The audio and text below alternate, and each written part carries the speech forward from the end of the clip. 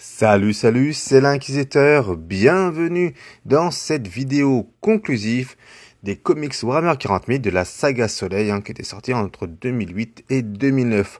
On va voir ensemble ce que j'en pense dans un petit instant. Avant toute chose, c'est mon avis, donc c'est personnel, subjectif à 10 milliards de pourcents, donc n'hésitez pas à donner le vôtre en commentaire, ça va permettre d'avoir des avis divergents. Donc si vous êtes d'accord avec moi, tant mieux. Si vous êtes complètement en désaccord, tant mieux aussi. Donc voilà, bien entendu, on reste courtois et tout. Mais n'hésitez pas à donner votre avis sur ces livres. Je vais traiter chaque tic comme une seule entité parce que c'est comme ça qu'ils ont été prévus. Donc forcément, il y aura du spoil, le moins possible. Mais comme normalement, vous avez déjà vu mes vidéos précédentes, il n'y en aura pas plus que ce qu'il y avait déjà. Je vais aussi, du coup, donner une note à chaque ensemble de 2 tomes.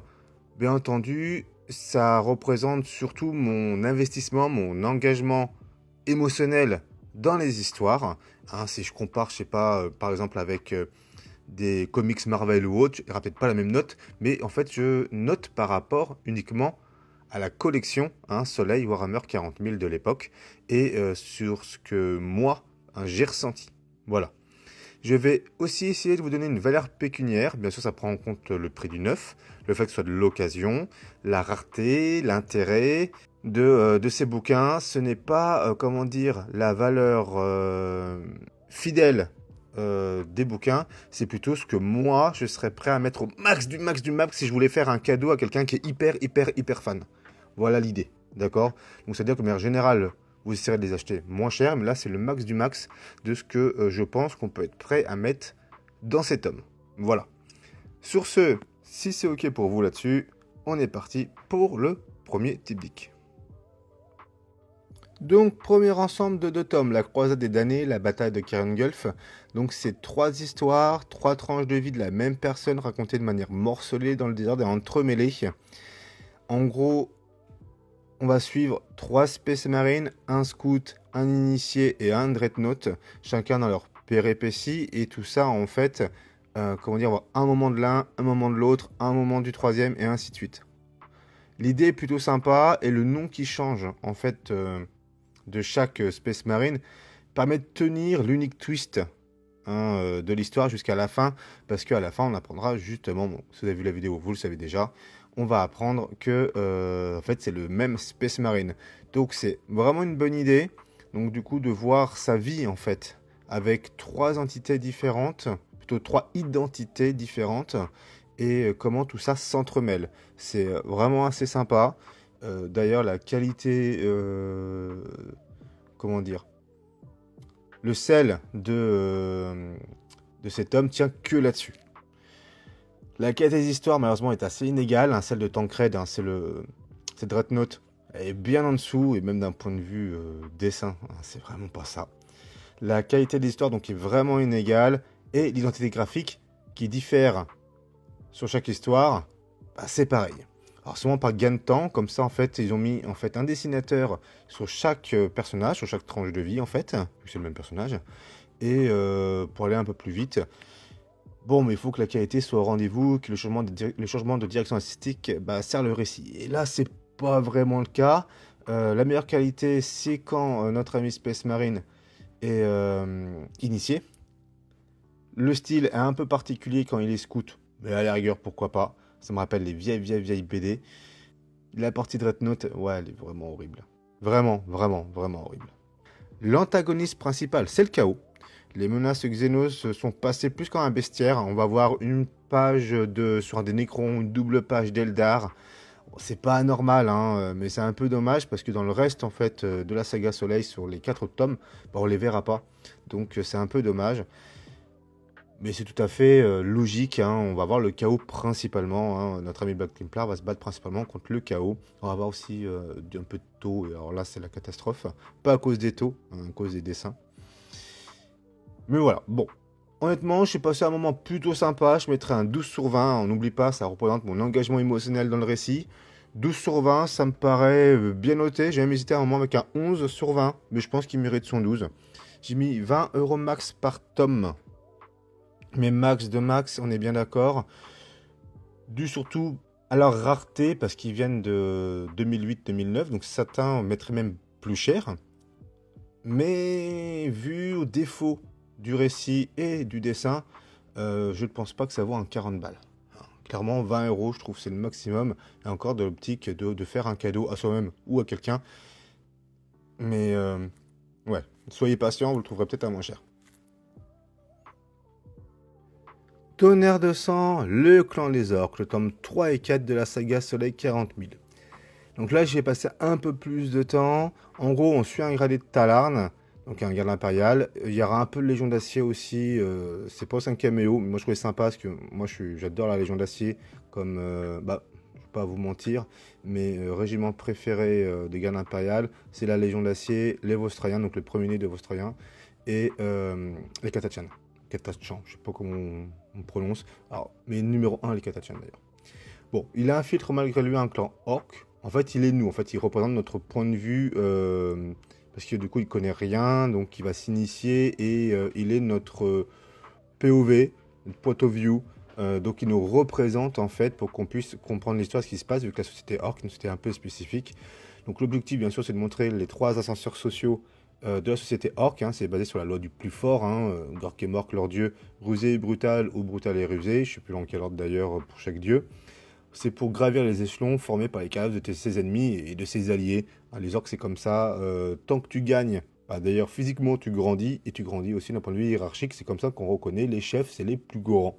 Donc, on va voir la brutalité. Bah, c'est les concurrents de notre héros orc, en gros. La ruse, c'est son big boss qui représente ce côté-là. Et la chance, bah, c'est notre héros. En fait, c'est le troisième ascenseur social, c'est le coup de bol.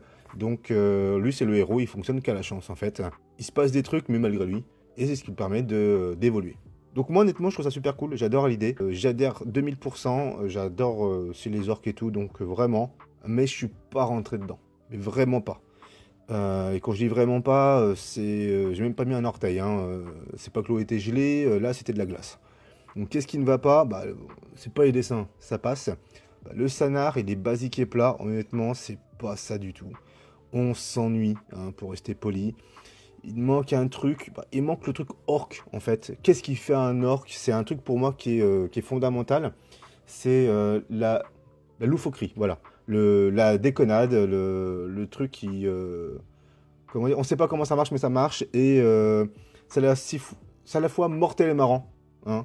Il n'y a rien dans ces 2 tomes qui soit fun, justement. Qui soit complètement idiot, mais en même temps génial, tout en étant complètement barré et décalé. On passe totalement à côté, c'est dommage. C'est 2 tomes, je me suis emmerdé comme jamais. J'ai mis 8 sur 20 d'ailleurs. Je me suis même à un moment si je n'allais pas descendre à 6.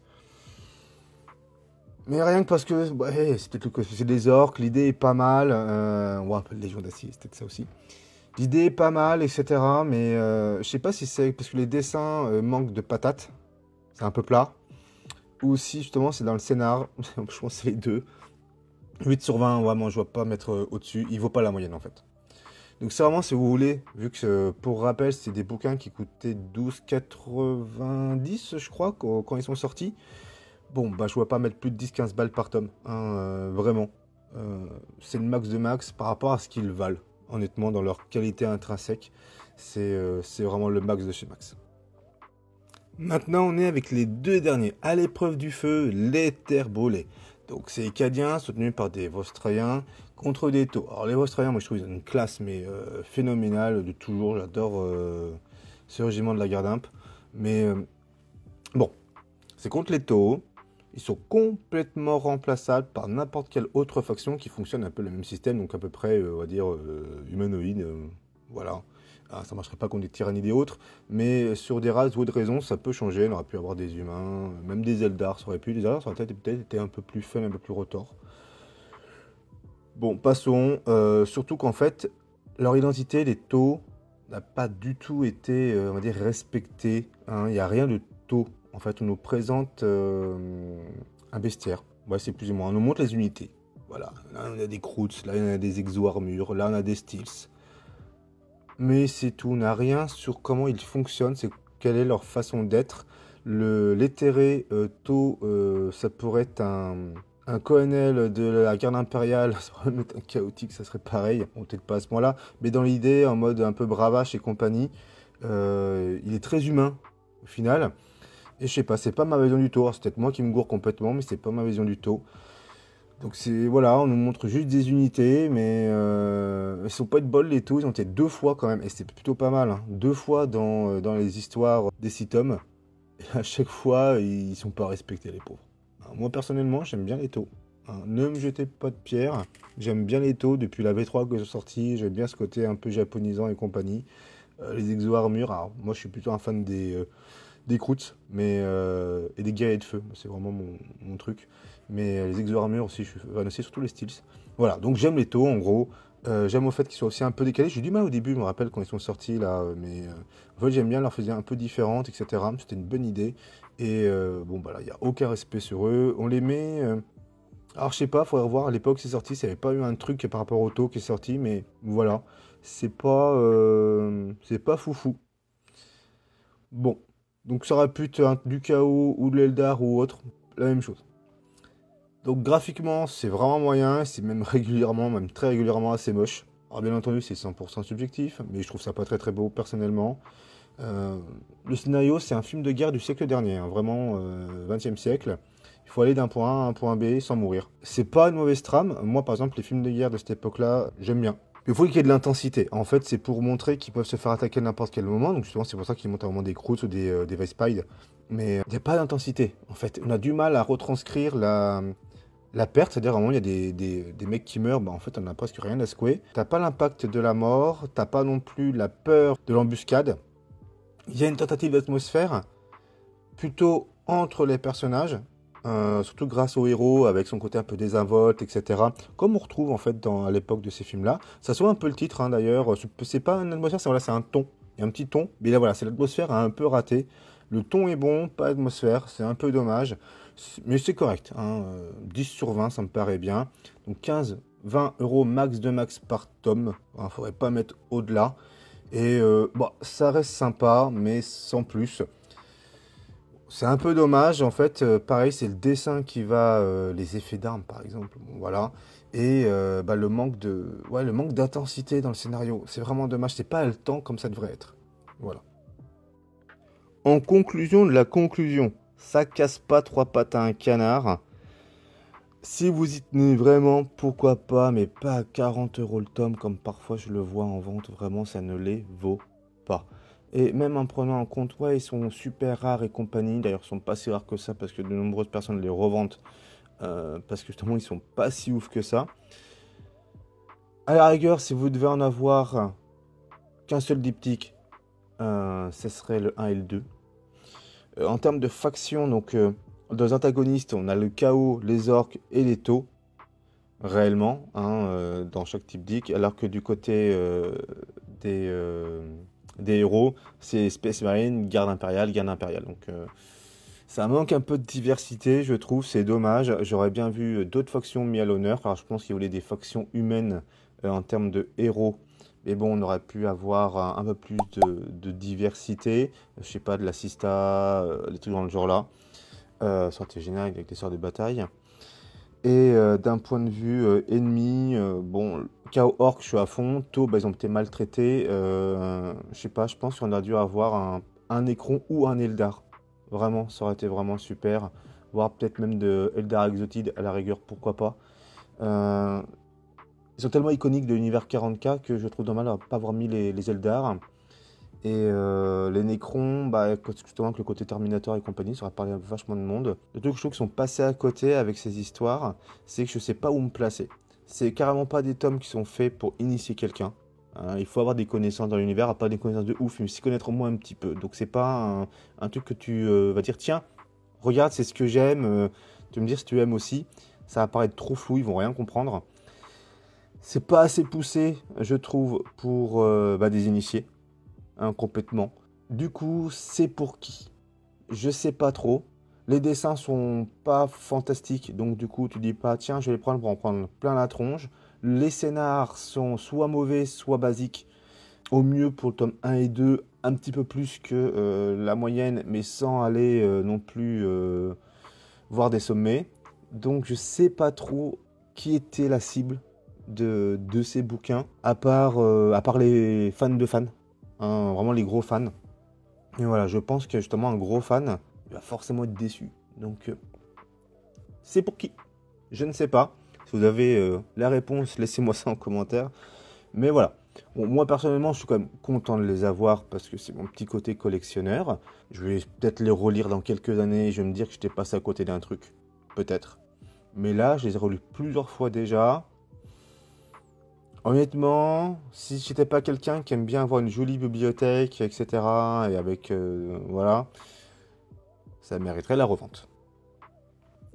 Voilà, sur ce, j'espère que vous avez apprécié cette conclusion.